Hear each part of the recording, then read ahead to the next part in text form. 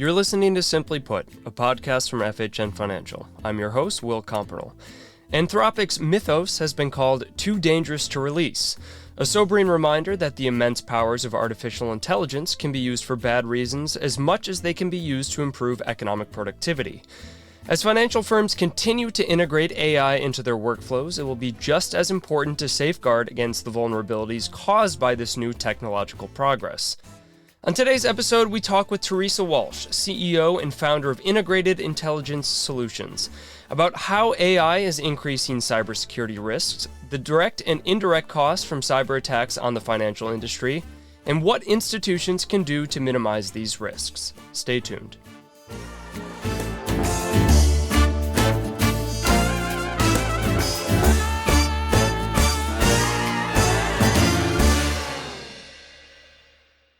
Coming up soon, our interview with Teresa Walsh, but first, a quick market update.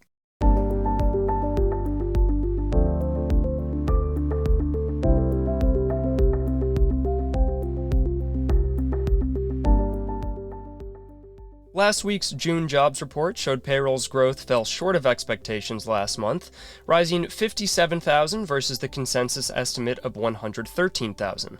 The prior 2 months were also revised 74,000 lower. Still, the unemployment rate ticked down a tenth to 4.2%, so Fed officials still believe the labor market is in no dire need of monetary policy support. Benign earnings growth and stable job gains also suggest the employment situation is not so strong that it is contributing to inflation. Fed Chair Kevin Warsh participated in a panel last week in Sintra, Portugal, with a couple other central bank leaders. As expected, he did not provide any forward guidance and was intentionally vague about his policy reaction function. He did, however, say price risks had come down over the past few weeks, a dovish tilt versus his generally hawkish communication at the June press conference. Warsh also announced former Bank of England Governor Mervyn King would be participating in the Fed's new task forces. Treasury sold off last week after Treasury Secretary Scott Bessent said he wouldn't be surprised if the June jobs report came in, quote, very strong, end quote. Although Bessent said he had no insider information, traders interpreted the comment as a harbinger for hawkish jobs data later that week. When jobs growth proved to be weaker than expected, intermediate yields fell close to where they were before Bessent's comments. Oil prices rose this week after President Trump threw cold water on U.S.-Iran negotiations, saying the ceasefire that reopened the Strait of Hormuz was effectively over.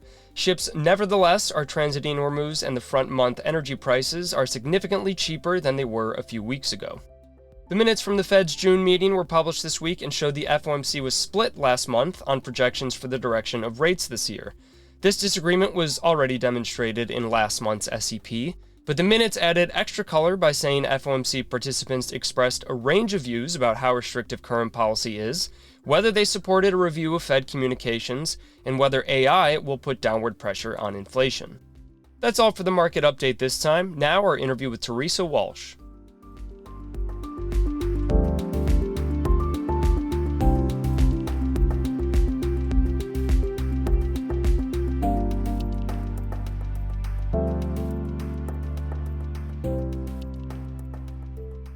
Our guest today is Teresa Walsh, CEO and founder of Integrated Intelligence Solutions. Teresa, thanks for coming on the podcast.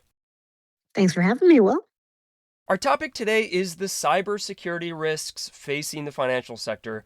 I want to start with AI, the relative newcomer on the scene, specifically Mythos. Teresa, what is Mythos and why has it been called too dangerous to release? So, excellent question that everybody's talking about. And as you know, there are a lot of different AI models out today. So, Anthropic and other companies all have their own models. They did announce that there was something new called Mythos or Mythos Preview.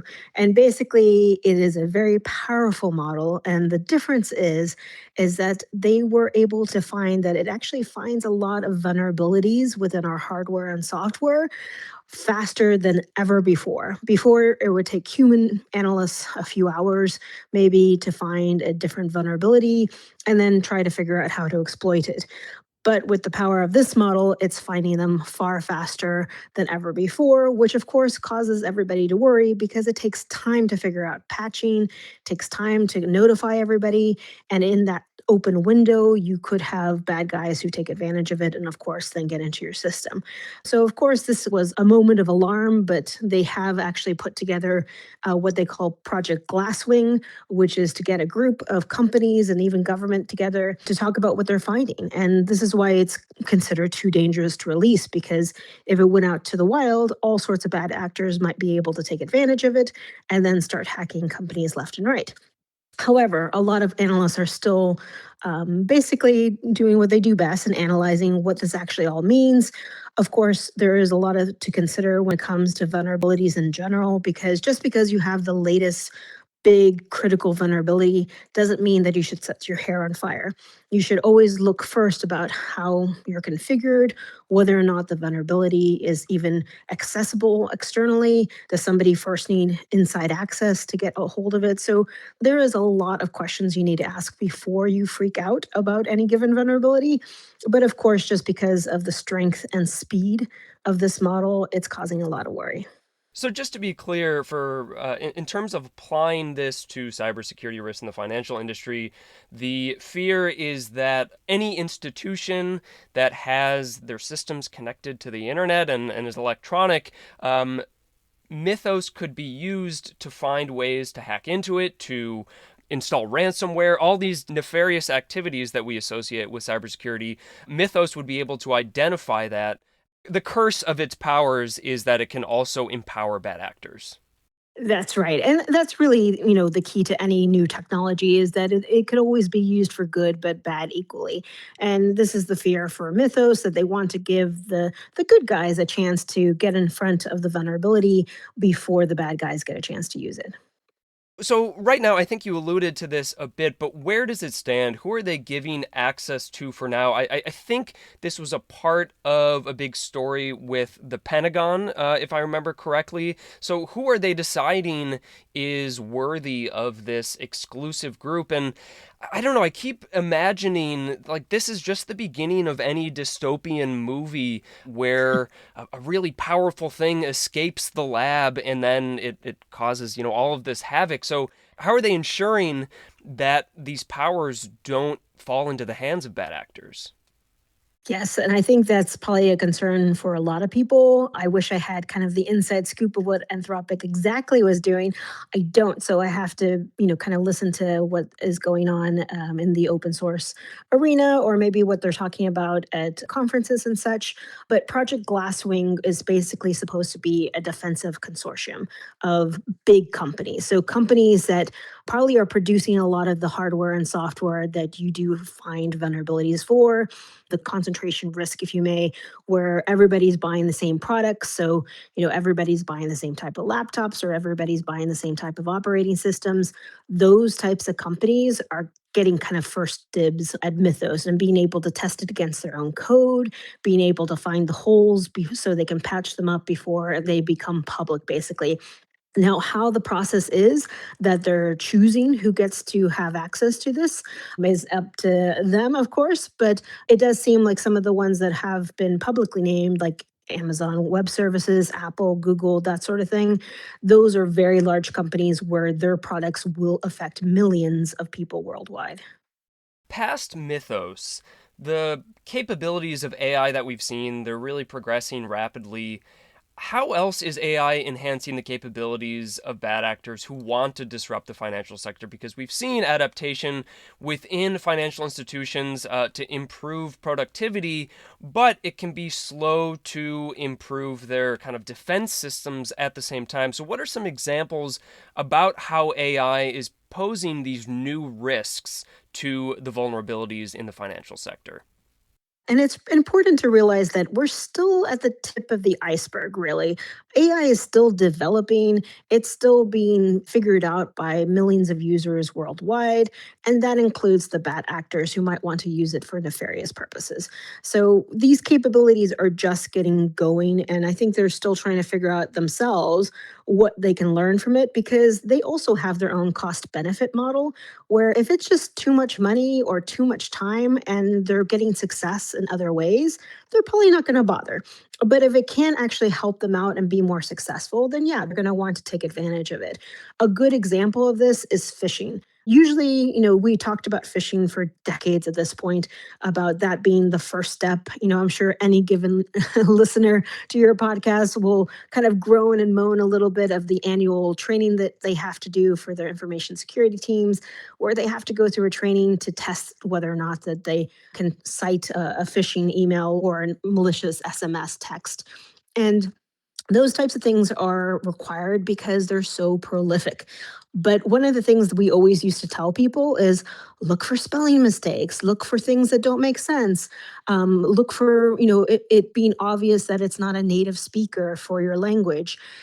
But with these types of tools, they can actually sound very, very, very legitimate. They can actually speak like they are fluent in your tongue. I remember at the very beginning when ChatGPT first came out, we started hearing from Japanese institutions that suddenly a lot of phishing emails were in Japanese, whereas before they would always be in English. And this is where we're seeing some of these changes. They're using these tools to make them look more legitimate. Of course, you also hear about sometimes things like deep fakes or voice fraud. There have been issues about that. It's not necessarily super expensive to make a deep fake. You could probably just kind of Google it right now and find any given service and maybe pay, I don't know, anywhere between $5 to $50, depending on how slick you want to make it, and make a deep fake that sounds like your grandma or sounds like Tom Cruise telling your grandma happy birthday. So those types of things are real. And unfortunately, they are starting to be used by the bad guys as well. They're using to impersonate executives, for instance, calling up your CFO and saying, hey, I'm closing down a deal. I want you to transfer a few million to a different account. And those types of things are real. They're kind of variations of what we used to call business email compromise, a form of social engineering where they're literally just trying to trick one of your employees to send money where they shouldn't. And with deep fakes and even voice fraud, so they can leave you a voicemail or something like that, it's much more legitimate than before because you say, but I talked to my boss. He told me this is what I should do. And that's what you did. And so this is where we're seeing them mostly using the tools. But again, we're at the beginning of this journey with AI, and it will be interesting to see what more the tools can do for both the good and the bad guys. Moving past AI, something that I've heard about for at least a couple decades is this phenomenon called a DDoS. So, what is a DDoS and how has it been weaponized historically? Yeah, so DDoS attacks, as we call them, they're distributed denial of service. So you're trying to prevent somebody from accessing a service. In the past, you saw a lot of it in the gaming community. Somebody was on their Xbox or their PlayStation, and they didn't want maybe their competitors to do so well. Maybe they would launch a DDoS attack on them. But of course, we saw it a lot in the financial sector as well. Somebody wanted to prevent a company from being accessible to their customers. And of course, in some of our regulated environments, you could get fined for that if your website is not available for your customer base, like a bank. And in that sense, they're trying to prevent you from doing your business. And how they do that is it's literally kind of a flood. If you kind of think of that almost a tsunami kind of just coming in and taking over and just fully filling up, everything that's available. That's basically what they're doing. They're sending a lot of traffic your way. They're preventing somebody from accessing your website. It could be like we all see sometimes from time to time, like if one of our favorite shows is coming out with their last season that night, it could be really hard to reach your favorite streaming service because there's so many people trying to get in. Or if you're trying to get tickets to the biggest concert on earth, that first minute or so when it first opens up, you can't even reach the website because there's so much traffic. It's the same concept, except they're doing it maliciously. They're intentionally trying to overcome your ability to service your customers. And this is used maliciously all the time. Sometimes it's just used to be a nuisance. Other times it's used to actually distract your security teams. We saw that a lot about 10 to 15 years ago, where fraudsters actually were trying to distract security teams with a DDoS attack. And in the meantime, they were accessing a customer account online and transferring all their money out of their accounts. So they were hoping that there would be a distraction.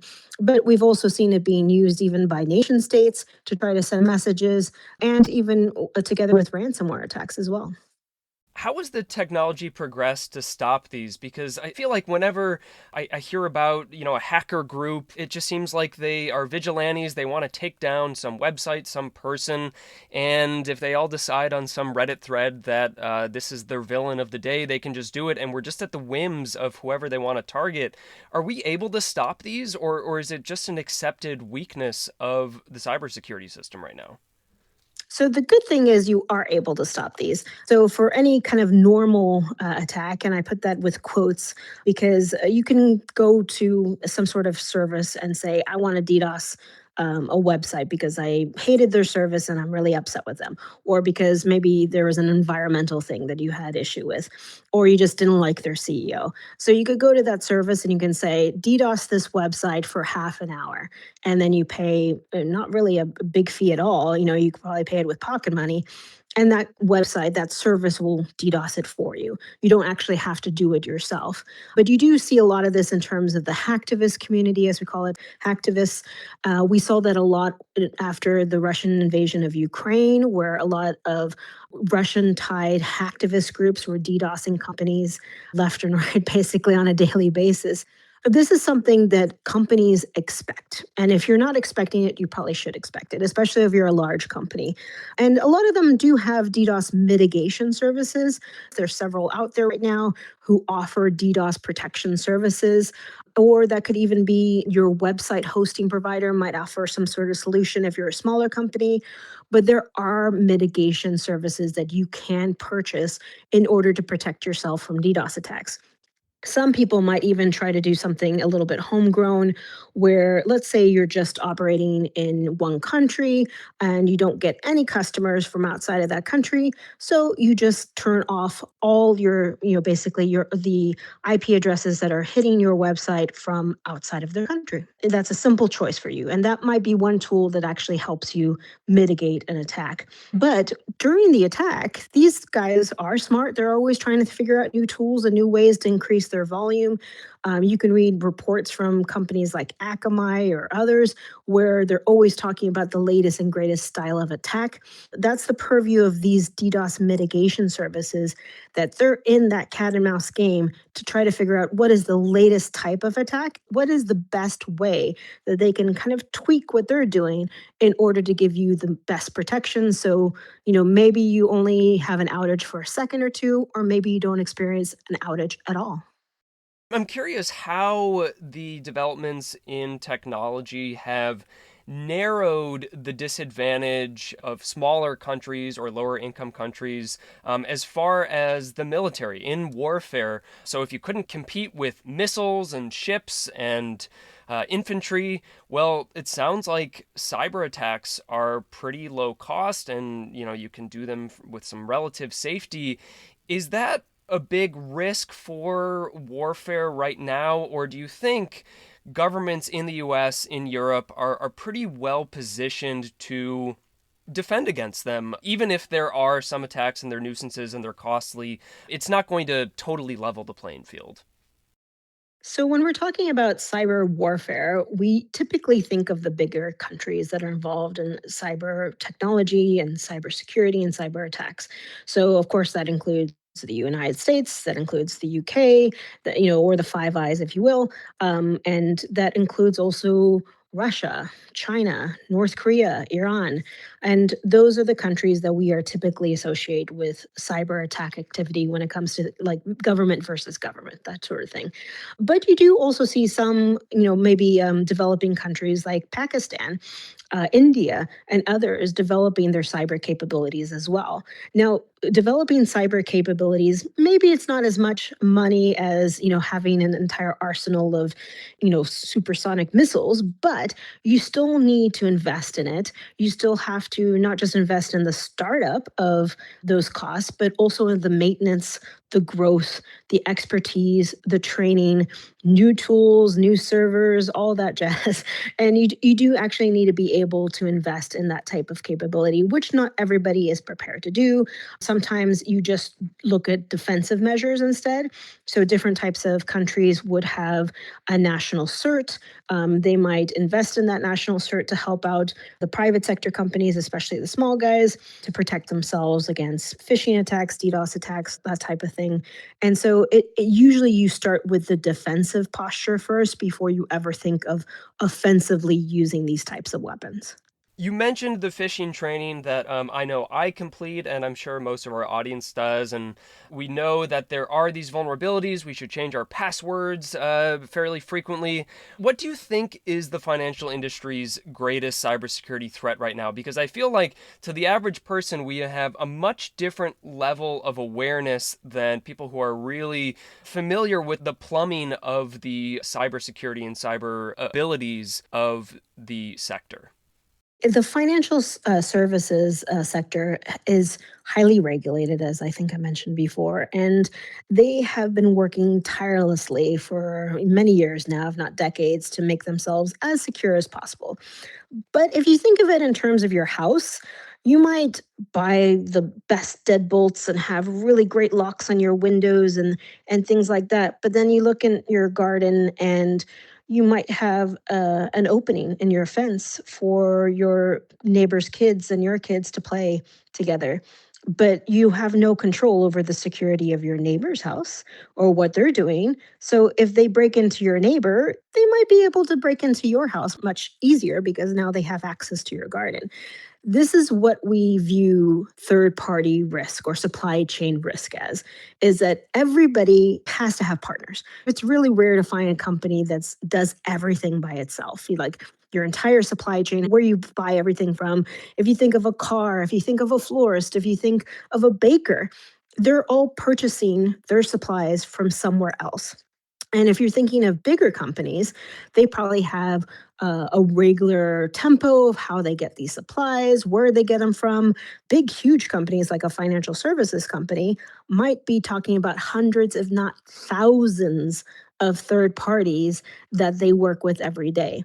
And you have basically almost like a degree of trust that you put into these companies that they're doing what they can on the security side, and that if they send you an email, that email is not laced with malware. That email is not collecting personal information that they're going to use for nefarious purposes, or that they've taken care of their cybersecurity themselves so that if you have a connection, like an API connection with that company, that's not going to lead to a compromise to you. And this is what keeps people up at night, usually in the financial sector, is that third party risk because you've done so well taking care of your own stuff, taking care of your own house. And that is like suddenly opening your door to hundreds of thousands of neighbors, and you don't know exactly what they're doing. There's ways to kind of get around that. There's third party risk management programs and vulnerability questionnaires and all sorts of things that you can do. But really, our biggest vulnerability is the fact that we have to work with so many different companies. Tale as old as time. For as long as there have been societies and civilizations, there are people that have nefarious goals, and it's going to be impossible to bring those costs down to zero. But do you have a sense of what the current economic costs are from cybersecurity vulnerabilities, whether it be fraud or systems going offline from DDoS attacks? I mean, how important is this in the grand scheme of really how big the financial services industry is? So I think a lot of people would be shocked to learn about the true cost of these things because one problem we have with cyber attacks or cybercrime is that there's like that initial cost that happens. Like if your mom's online bank account got hacked into, or her credentials were stolen and they got into her an account and maybe she lost $10,000. Maybe she lost even more from her savings account. That's that initial cost. But then usually there's maybe an aggregated cost because maybe she wasn't the only victim. Maybe they hit 100 customers. Maybe this was a chain over the last 2 years of what these bad guys were able to get away with. And you start kind of adding it up. You end up with fines, maybe you end up with reputational risk, maybe you lose business because suddenly it's been in the news and people say that you didn't protect their money. These all add up. And if you look at something like the Bank of Bangladesh's attack in 2016, it was about 80, $100 million dollars that was taken. But what that kind of cost them in terms of how they needed to change their system, they started implementing new security programs. They had to do lots of webinars to, talk to their customer base about what's going on, what's happening. We probably will never know the cost of something like that. But if you look at something like AWS's outage last year, I saw very, very large estimates of, I think, anywhere between 50 million to $500 million in terms of costs that it led towards not just AWS, but all their customer base that lost business during that outage. When you talk about things like cybercrime or digital fraud, because let's face it, we do almost everything these days online, don't we? We have our entire world in our hands, literally, because it's in our phone. Our credentials are in our phone, our banking details, mortgage, student loans, everything. And if you lost control of that, how much money would that cost you? But how much money could that cost altogether? Now, we see numbers sometimes brought out. Maybe it's by a vendor, so sometimes maybe it could be a little bit overinflated. But we had a third party breach in 2023 from Move It. And we've seen estimates of even like 16 billion with a B, dollars aggregate cost across all the organizations that it affected. And we see that also in ransomware, where somebody's trying to extort a company, a government, a university, whatever it might be. And we see them trying to say, you need to pay us money for this. That has been estimated in just the US alone, I think over $1 billion just in 2024. So we are talking large numbers. We are talking the numbers that can bankrupt a company, bankrupt more than one company, and that changes the dynamic. And that's where we start to see this not a IT issue or something for the technical people to deal with. It becomes a business issue. This is a business risk. Cyber attacks and cyber fraud becomes a business risk for any given company, and it can literally shut them down. I think you put it well, just how big our digital footprint is with everything we do. And it's just, it's kind of difficult to wrap your head around what happens to commerce or to our social lives if Google goes down, if Amazon Web Services goes down. It really causes everything to come to a halt. Now, when it comes to governments specifically in the US, are they keeping pace with these vulnerabilities? And I want to bring specific attention to state and local governments that are not nearly as well resourced as the federal government. Are US government institutions showing a lot of vulnerability, or you think they're kind of sufficient in the way that they're protecting themselves? So that's a fantastic question because the US does it a little bit differently because we do have the state and federal structure. So the states do actually have services available on the cyber side of things, but the federal system is usually seen as kind of like the overarching umbrella. So you have CISA for one, which is supposed to be the cyber agency for the United States, and they're looking at things like attacks against our critical national infrastructure and trying to protect against those types of attacks as well, or bring awareness at least to everybody about what they need to do, what they need to protect against. And you have a lot of that kind of thought leadership that goes out from CISA and others. You even have things like FBI could put out a cyber awareness type of message, where they say, look, this type of attack or this type of attacker is prevalent. You need to protect yourself now. So there's a lot of those types of messaging that comes out from the US government. We also have a US national cybersecurity strategy, and that's intending to work with, software vendors to try to get them to be more accountable for products that, do ship out that might be insecure, and the users might not be aware of how much they actually have to configure in order to make them more secure. But we also have different types of regulation. I worked in the finance sector. Different states do have different regulations when it comes to things like data breaches, when it comes to operational resilience and what you need to do about it. We also use in the United States the NIST cybersecurity framework. So NIST is commonly used across the industry, and these gives us kind of common guides to go by, but they are voluntary usually. So it's only if you're kind of like in the financial sector where you have like the Fed or OCC or FDIC or any given type of regulator that might give you a baseline of what you have to do. They might actually even audit you on things like cybersecurity and ask you what you're doing about things like operational resilience. So if you do get attacked, how long does it take for you to get back online and things like that?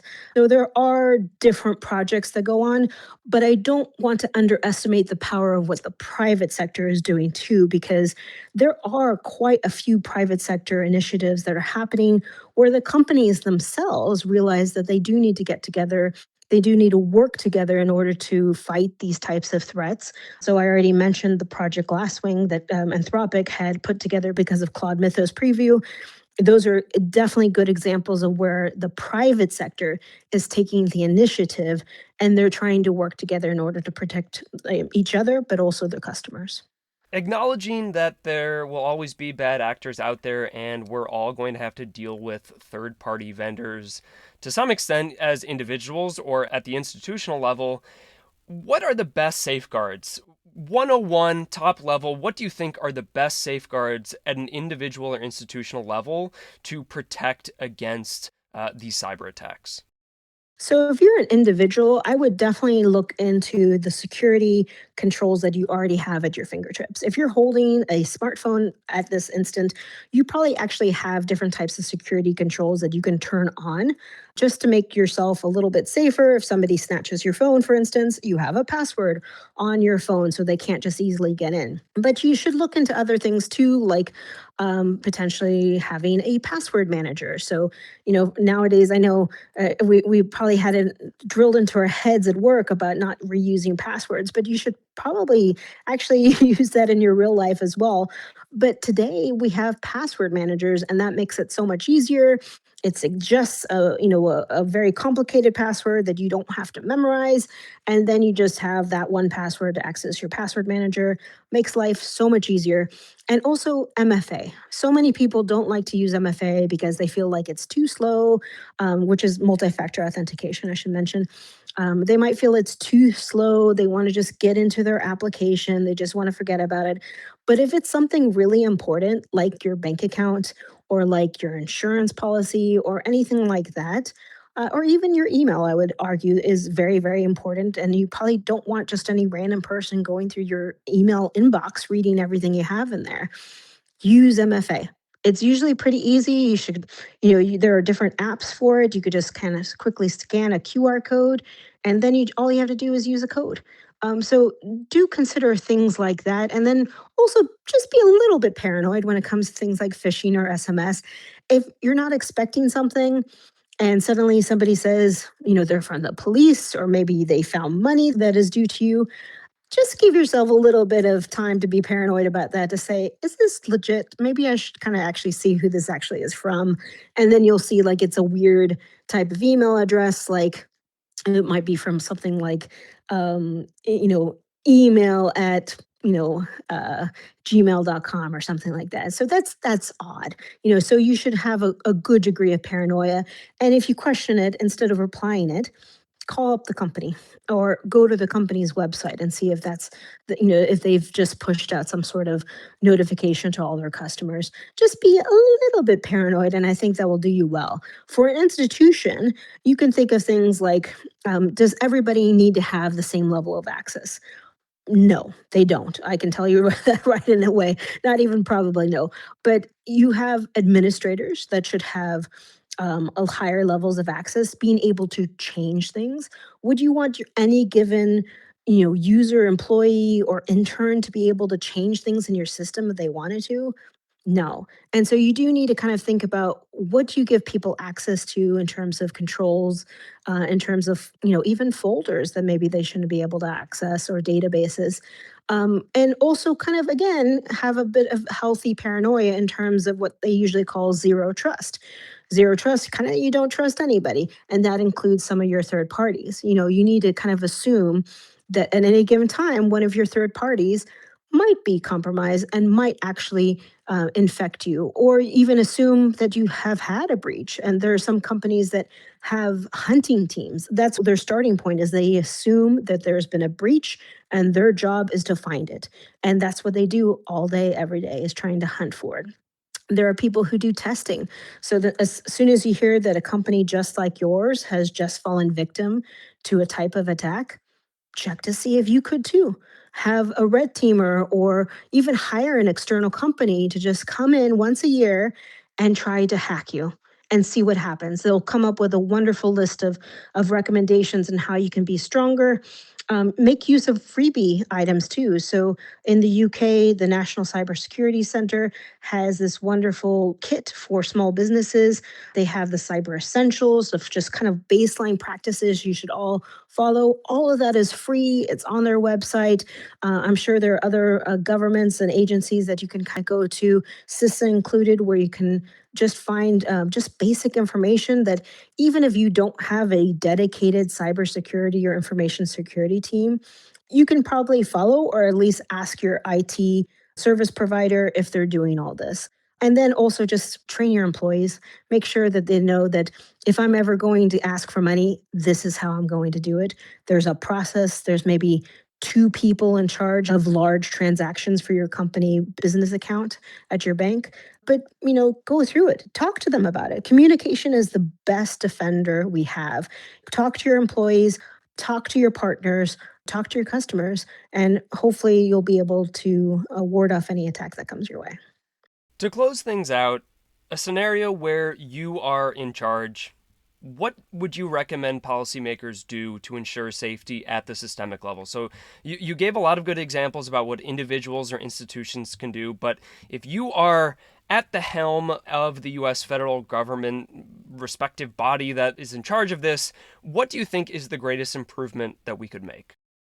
I mentioned third party already. It's so important just because not just companies, but individuals rely on some of these third parties. And this is what we call the concentration risk. Concentration because every customer is concentrated on just a handful of vendors.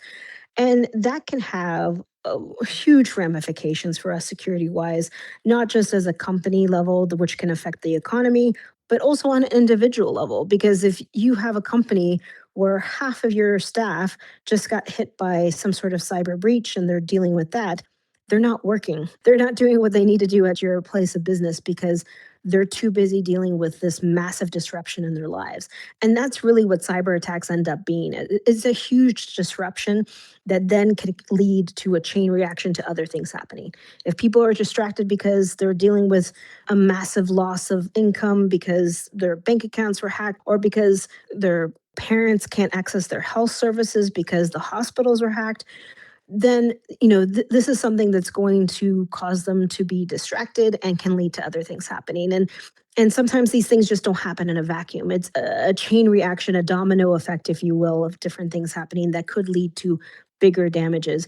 And so I would look definitely at the concentration risks and look at some of the regimes we have that are just voluntary frameworks and consider whether or not we should make them mandatory, especially when it comes to our critical financial infrastructure or just critical infrastructure altogether. Energy systems, water systems, things that we are reliant on. If you stopped having clean drinking water, which has been a reality for different communities around the United States over the past decades, that impacts your community. If you don't have power, how are you supposed to get on the internet in the first place if you don't have energy going into your laptop? that impacts business. So there's a lot of things from a systemic level that we need to protect against. And I think we definitely need to have much more impetus on things like disclosure of incidents. If a concentration risk company that works for critical infrastructure for the United States has an incident, they should have to tell somebody about it. And usually if they're, publicly traded, they do have to tell somebody about it. But it shouldn't just be to kind of check the box. They should actually be doing this in order to protect us because we are targeted by nation states, by criminal organizations around the world. And we need to realize that these types of attacks usually don't happen in isolation. And that if we do talk about it with each other, if we do share information with each other, we can actually harvest a mutual defense against these types of attacks. Because even if it's just hitting one company, the other companies might be able to learn from it, might be able to search whether or not they're also affected for it, and hopefully be better off at the end. Teresa Walsh, thanks for coming on the podcast. Thanks so much, Will.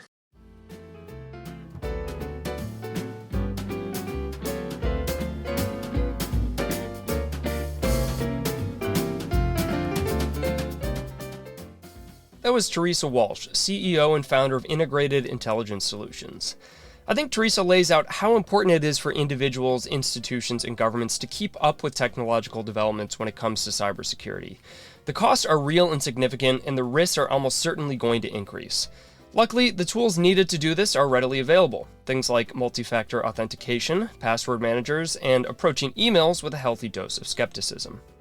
The June CPI next Tuesday is expected to fall 0.1%, reflecting the drop in energy prices that followed the U.S.-Iran agreement to reopen the Strait of Hormuz.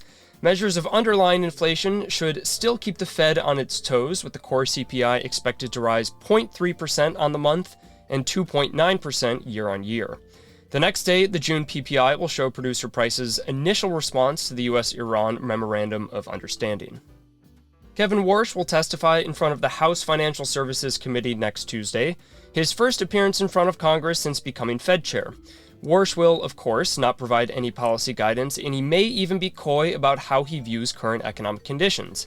It's possible, though, that he uses the opportunity to give an update on the 5 task forces he announced at last month's post-meeting press conference. A handful of other Fed officials are scheduled to speak next week before the pre-meeting communications blackout begins Friday, July 18th. Before that, the Fed's latest Beige Book will show how businesses across the Fed's 12 districts reported economic activity in recent weeks. That's all for today's episode. Thanks again for listening. I'm Will Compernell, macro strategist with FHN Financial. This episode was edited by Bill Stanfield. Don't forget to like and subscribe to Simply Put wherever you get your podcasts. Email simplyput@fhnfinancial.com with any questions or comments.